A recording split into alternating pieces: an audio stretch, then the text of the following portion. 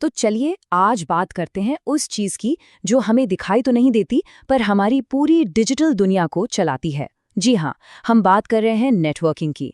ये जानना कि जब कोई मैसेज भेजता है या कोई वीडियो देखता है तो पर्दे के पीछे असल में होता क्या है, ये बहुत ही दिलचस्प है। जरा सोचकर देखिए, एक जमाना था जब हर कंप्यूटर एक अकेले द्वीप जैसा था। मतलब बिल्कुल अकेला। अगर किसी को कोई फाइल एक कंप्यूटर से दूसरे में भेजनी होती थी तो उसे एक डिस्क में कॉपी करके खुद चलकर दूसरे कंप्यूटर तक जाना पड़ता था। लेकिन आज नेटवर्किंग ने उन सभी द्वीपों को जोड़कर एक बहुत बड़ा वैश्विक महाद्वीप बना दिया है, जहां कोई भी जानकारी पलक झपकते ही दुनिया के एक कोने से दूसरे कोने तक पहुंच जाती है। तो सवाल ये उठता है कि ये जो अकेले द्वीप वाली समस्या थी, इसे सुलझाया कैसे गया? इसका जवाब एक बहुत ही दमदार आइडिया में छुपा है। एक ऐसा आइडिया जिसने सच में सब कुछ बदल कर रख दिया। और वो आइडिया है नेटवर्किंग। अच्छा, तो ये नेटवर्किंग है क्या भला? चलिए इसको बिल्कुल आसान भाषा में समझते हैं। सीधे साधे शब्दों में कहें तो नेटवर्किंग का मतलब है दो या दो से ज्यादा कंप्यूटरों को आपस में इस तरह से जोड़ देना ताकि वो एक दूसरे के साथ चीजें शेयर कर सकें, जैसे कि कोई फाइल हो गई या फिर एक ही प्रिंटर का इस्तेमाल करना। आइडिया बहुत सिंपल है, लेकिन इसका असर बहुत बड़ा है। और सच तो ये है कि नेटवर्किंग हमारी जिंदगी में हर जगह है, हर पल। कोई व्हाट्सएप पर मैसेज भेजता है, कोई वीडियो देखता है, ऑफिस में एक ही प्रिंटर से कई लोग प्रिंट निकालते हैं, या फिर जब कोई अपने फोन को ब्लूटूथ हेडफोन से कनेक्ट करता है। ये सब कुछ नेटवर्किंग की वजह से ही मुमकिन है। तो ये जादू असल में काम कैसे करता है?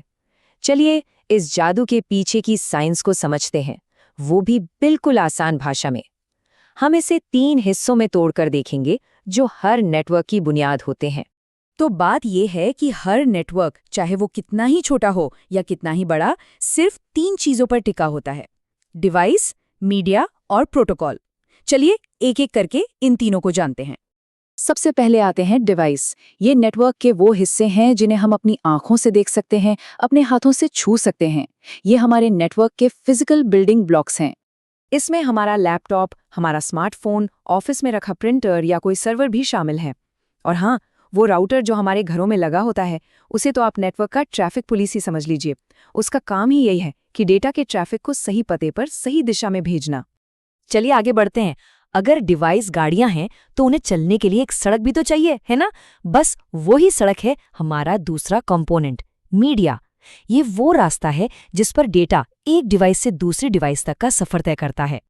अब ये सड़कें असल में तार भी हो सकती हैं, जैसे हमारे घरों में लगी कॉपर की तारें, या फिर बहुत तेज स्पीड वाली फाइबर ऑप्टिक केबल, या फिर ये हवा में तैरती हुई अदृश्य लहरें भी हो सकती हैं, जैसे वाईफाई या 5G की रेडियो तरंगें।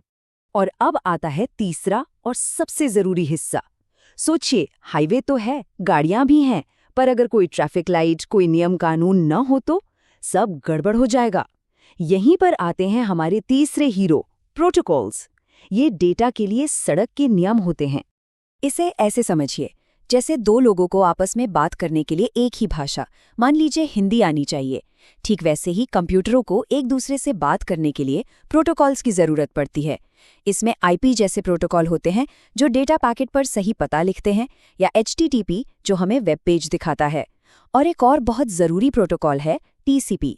ये पक्का करता है कि जो डेटा भेजा गया है वो पूरा का पूरा बिना किसी गड़बड़ी के और सही क्रम में पहुंचे, बिल्कुल वैसे ही जैसे किसी किताब के पन्नों पर नंबर लिखे होते हैं, ताकि हम उसे सही से पढ़ सकें। ठीक है, तो अब हम ये तो समझ गए कि एक नेटवर्क बनता कैसे है। अब जरा ये देखते हैं कि ये नेटवर्क कितने छोटे या कितने बड़े हो सकते हैं। इसको यूं समझिए कि लैन यानी लोकल एरिया नेटवर्क एक मोहल्ले की गली जैसा है, तेज, छोटा और अपने घर या ऑफिस तक ही सीमित। वहीं दूसरी तरफ है वैन यानी वाइड एरिया नेटवर्क, जो एक पूरा नेशनल हाईवे है जो शहरों और देशों को जोड़ता है। और इंटरनेट तो इन सारे हाईवे और गलियों को जोड़ने वाला दुनिया का सबसे बड़ा, मतलब सबसे ही बड़ा नेटवर्क है।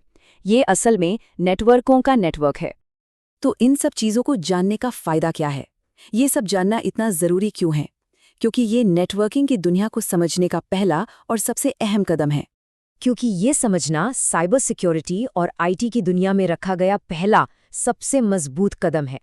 जरा सोचिए, अगर किसी को यही नहीं पता कि डेटा चलता कैसे है, किस रास्ते से गुजरता है, तो वो उसे सुरक्षित कैसे रखेगा? ये नामुमकिन है। यही नेटवर्किंग की बुनियाद है। तो अब सबसे बड़ा सवाल हमारे सामने आकर खड़ा होता है। जब हमारा सारा डेटा, हमारी हर बातचीत, हर तस्वीर इन नेटवर्कों के हाईवे पर दौड़ रही है, तो इसे लुटेरों से, गलत इरादों वालों से कैसे बचाया जाए? इसे महफूज कैसे रखा जाए? और यही सवाल हमें टेक्नोलॉजी की सबसे ज़रूरी और रोमांचक दुनिया की तरफ ले जाता है, साइबर सिक्योरिटी।